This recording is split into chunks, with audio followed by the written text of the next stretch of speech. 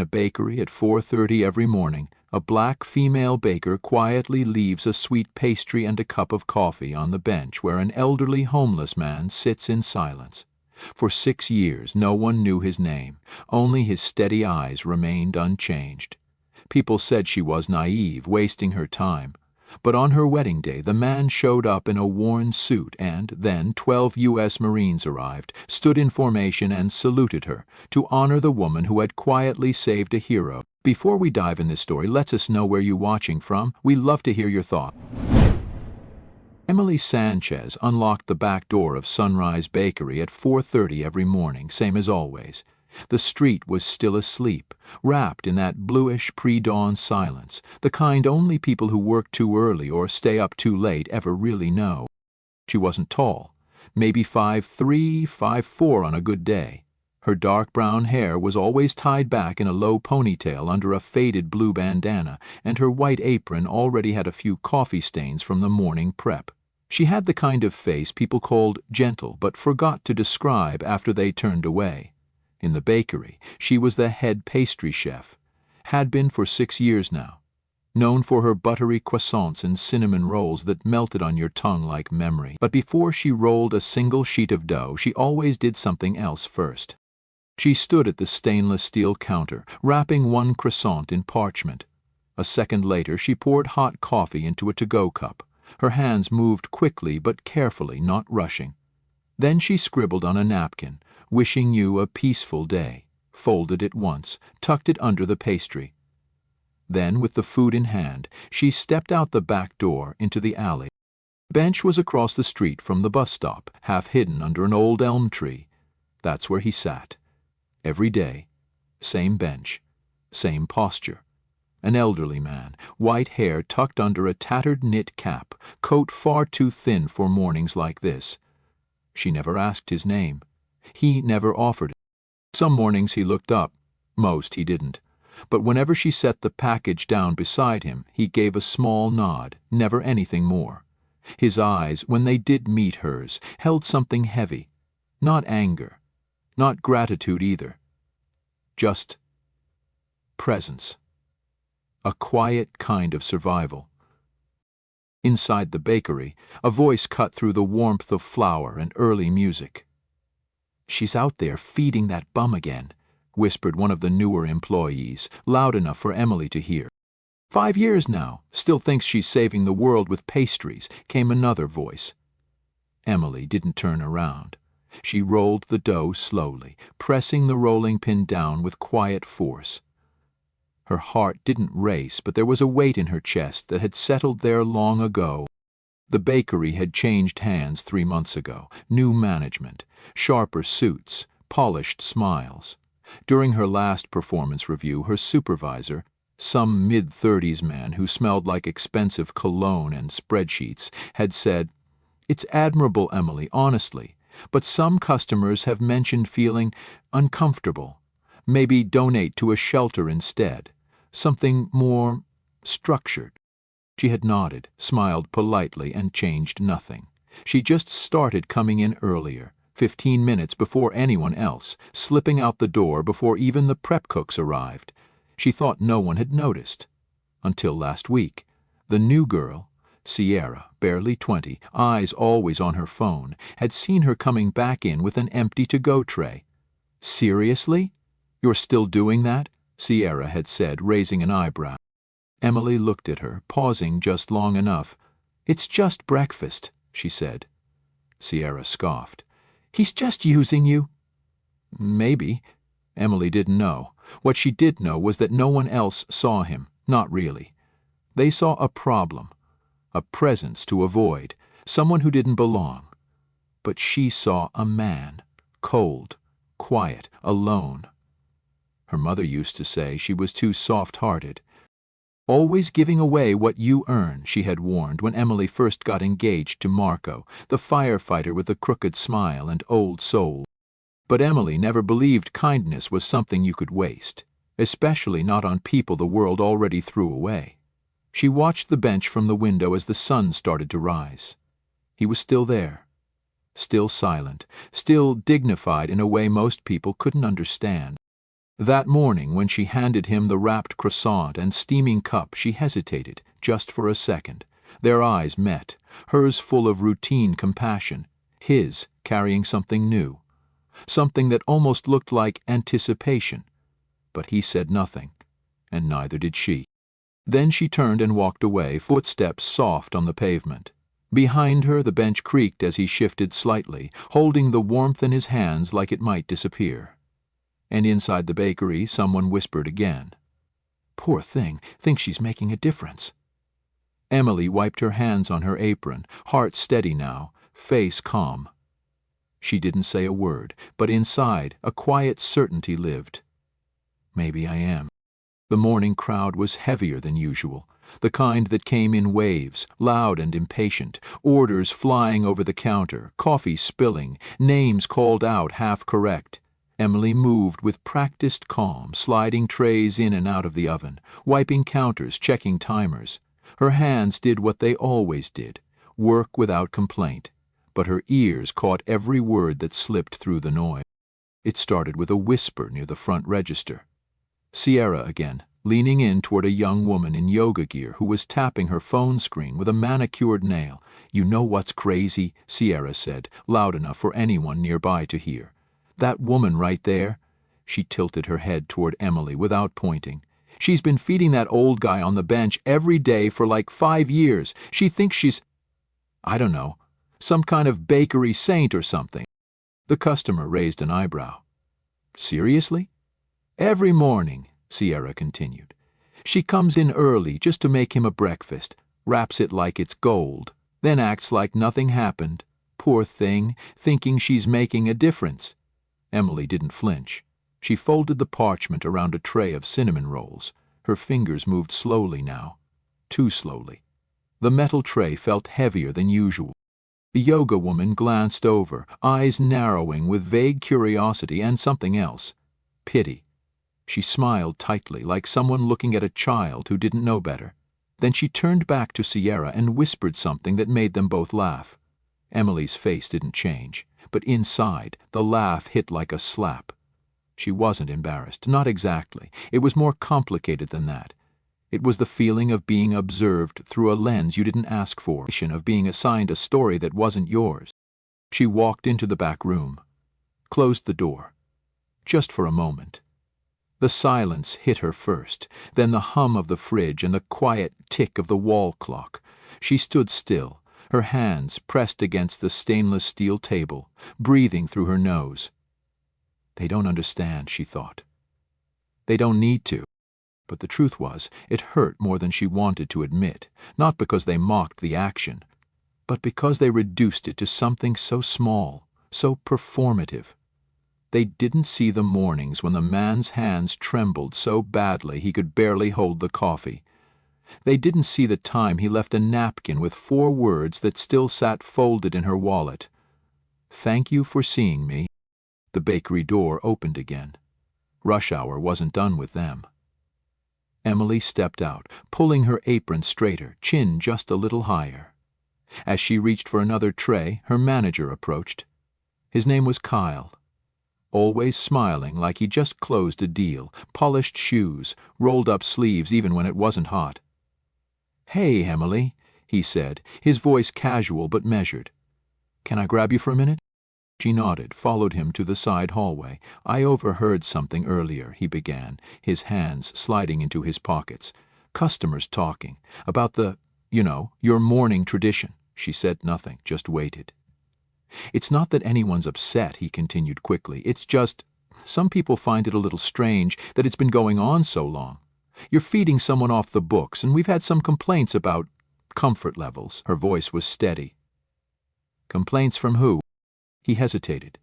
"Let's just say, some folks feel uneasy seeing that kind of charity in the same space where they're buying $6 lattes." Emily stared at him. "You want me to stop," she said. Not a question, a confirmation. Kyle smiled again. "We're just asking you to be mindful. Maybe find a shelter, something a little more official. That's all." She nodded once. Not in agreement. Then she walked past him, back into the kitchen. That evening, after the bakery closed, Emily didn't go straight home. She sat in her car across from the bench. The man wasn't there. Just the empty wood, the tree, the streetlight blinking yellow. Her fingers reached into her wallet, unfolding the napkin again. 4 words, still faint but legible. "Thank you for seeing me." She stared at them for a long time. Let them whisper, she thought. Then she turned the key in the ignition and drove home in silence, her chest heavy but her path unchanged. The morning of her wedding came faster than Emily expected. The air outside the church was crisp, with just enough breeze to catch the edge of her veil as she stood by the window in the bridal room. She could hear the faint hum of arriving guests below, the rustle of programs being handed out, soft music from the quartet warming up near the altar. Her hands trembled slightly as she adjusted the sleeves of her simple white dress. Nothing fancy, just something she and Marco had picked together at a second-hand boutique. It felt like her. The makeup artist was still packing up brushes when Emily moved to the window again, drawn by a strange pull in her chest. Across the narrow street, half hidden in the late morning sun, someone stood awkwardly near the edge of the church entrance, not with the crowd, not looking for anyone. It was him, the man from the bench. But this time he wasn't hunched or buried in a tattered coat. He stood straighter, his silver hair combed back. He wore a suit, old but carefully pressed. The shoes were worn but polished. His eyes scanned the building not with expectation but with something quieter, reverence maybe, or hesitation. Emily's breath caught. She stepped away from the window, heart pounding now, that same steady rhythm that used to come when she thought no one believed in what she did. Her wedding planner, Dana, bustled in a moment later, clipboard in hand and Bluetooth earpiece flashing. "Emily, we're ready for the processional in 5 minutes. You'll walk with your father, and then—" She paused, noticing the bride standing near the door, distracted. "Is something wrong?" Emily didn't answer. She was already moving. Gathering her skirt in both hands, she stepped past Dana, past the flowers and mirrors and checklist, out into the corridor. "Emily, where are you going?" Dana called behind her. "I need a minute," she said without stopping. She crossed the marble-floored foyer, ignoring the shocked expressions of guests who turned as they saw the bride appear alone, moving quickly toward the main entrance. Murmurs spread like ripples in water. Some guests whispered loudly. "Is that the homeless man from the bakery?" one woman said. "Don't tell me she invited him," another muttered, tone thick with judgment. Emily reached the doors and pushed them open. The light poured over her dress as she stepped outside. The man turned toward her, surprised, and for a moment he looked unsure, like he might leave, but she kept walking. Slow now, measured. When she reached him, she didn't speak right away. She took in every detail. The way his hands trembled slightly at his sides. The fact that his coat had been brushed. The knot of his tie, imperfect but careful.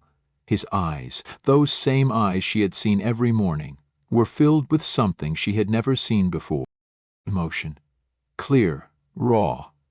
"I remember your eyes," she said softly. He smiled, lines deepening across his face. "I remember every morning you looked at me like I was still human." Then, as if nothing else in the world mattered, Emily stepped forward and wrapped her arms around him. She held him tight, not politely, not awkwardly, but fully, like you would hold someone who had carried a weight for too long. Inside the church, gasps rippled through the pews. Dana stood frozen near the foyer. Emily looked back toward the entrance, her voice steady now. "This man is my guest." Before anyone could respond, the low rumble of tires over gravel broke through the awkward silence. 12 black vehicles pulled up in perfect order. Doors opened in unison. 12 men in full marine dress blues stepped out. Their shoes gleamed, hats straight, faces unreadable. They moved quickly but silently, forming 2 lines facing each other, leading from the church entrance to the altar. The crowd inside turned to stone. The lead Marine stepped forward. Captain Duncan. His nameplate caught the sun. He marched to the church doors. came to attention before Emily and the man beside her, and saluted with sharp precision.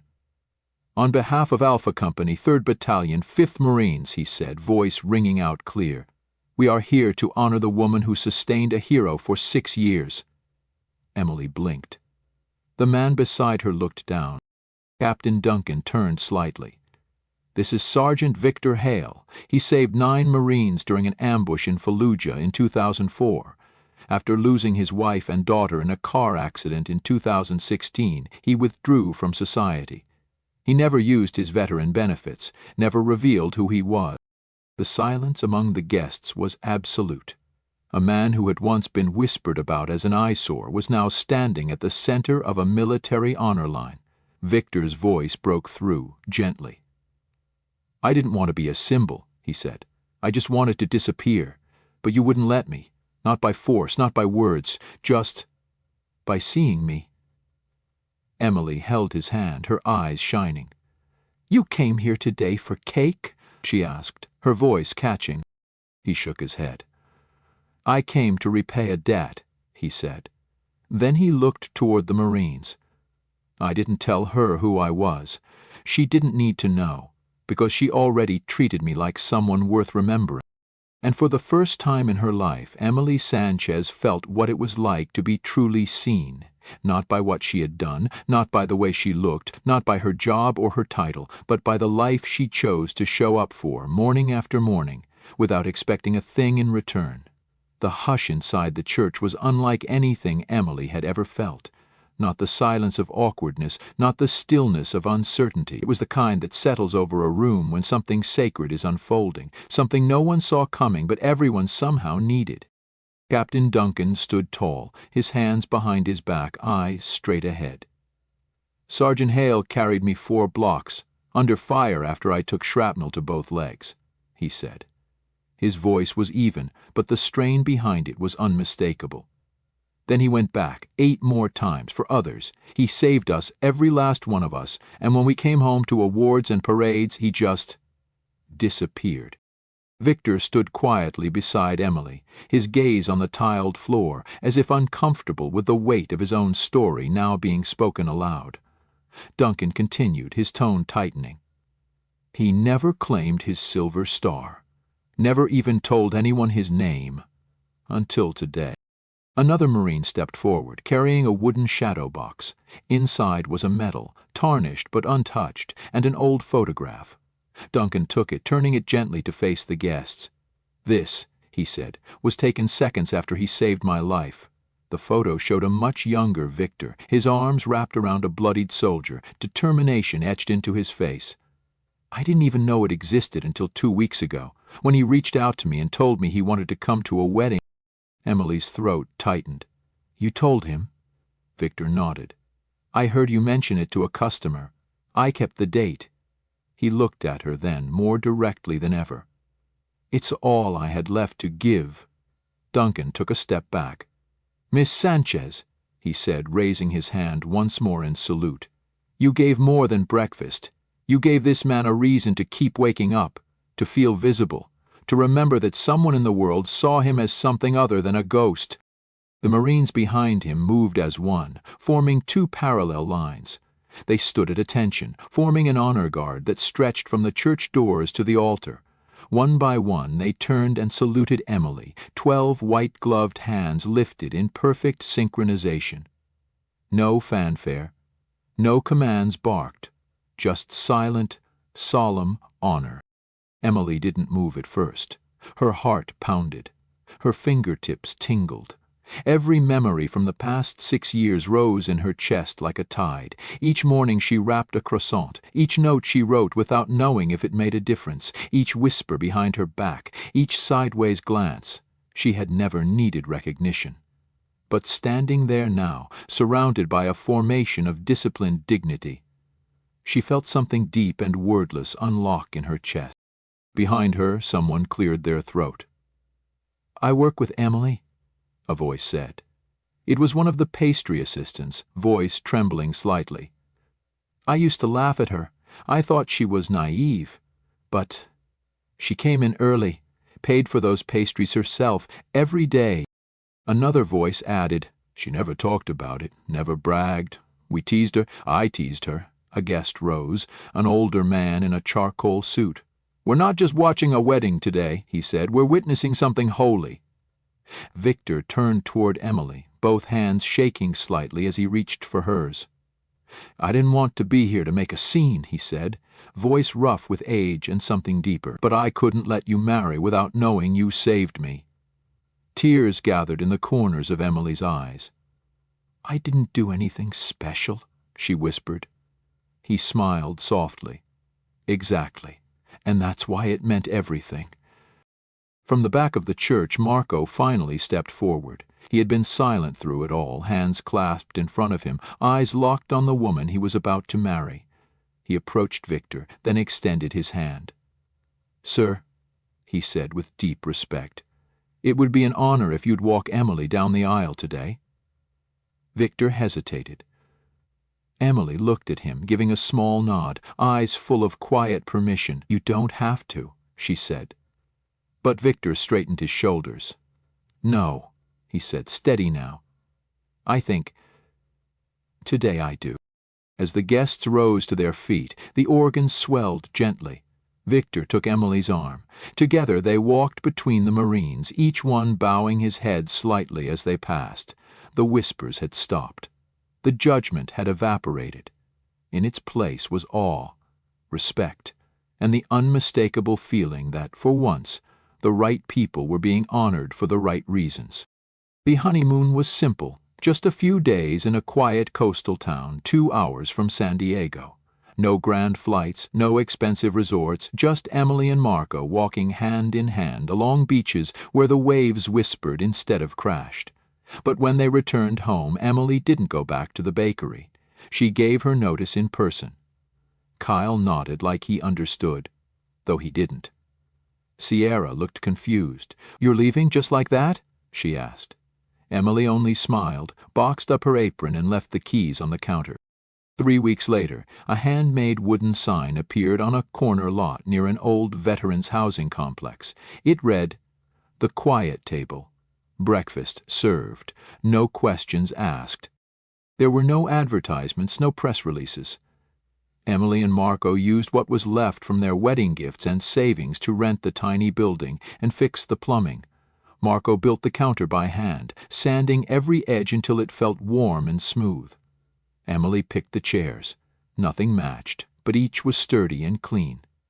The table itself sat near the back window, long and low with enough room for 10. No forms to fill out, no IDs required, just coffee, warm food, and silence if that's what you needed.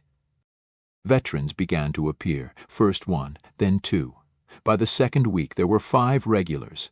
Some spoke, most didn't. One man left a photo of his unit taped under the table. Another brought flowers from the VA garden and left them near the coffee urn. Each morning, Emily arrived early, just like at the bakery, and baked enough for everyone. Cinnamon rolls, biscuits, some days scrambled eggs with herbs from Marco's backyard patch. Victor never showed, but each month, on the dot, a postcard would arrive. Always handwritten, always the same 5 words. Every breakfast is a salute. No return address, just postmarks from new cities, Reno, Nashville, Boise, Santa Fe. She kept them pinned on a corkboard behind the counter, along with a napkin that started it all. "Thank you for seeing me." One morning, 6 months after the Quiet Table opened, a news crew appeared outside. Someone had tipped them off.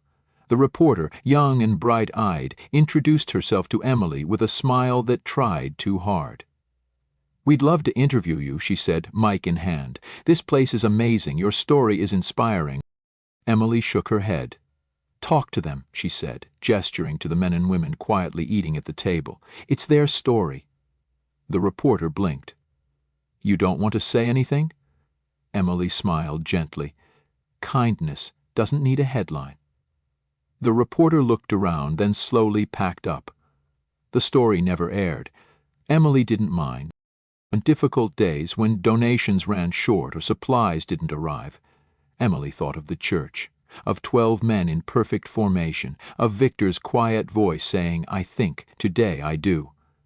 And that was always enough. On the first anniversary of the wedding, she and Marco unlocked the doors to find 12 men waiting outside.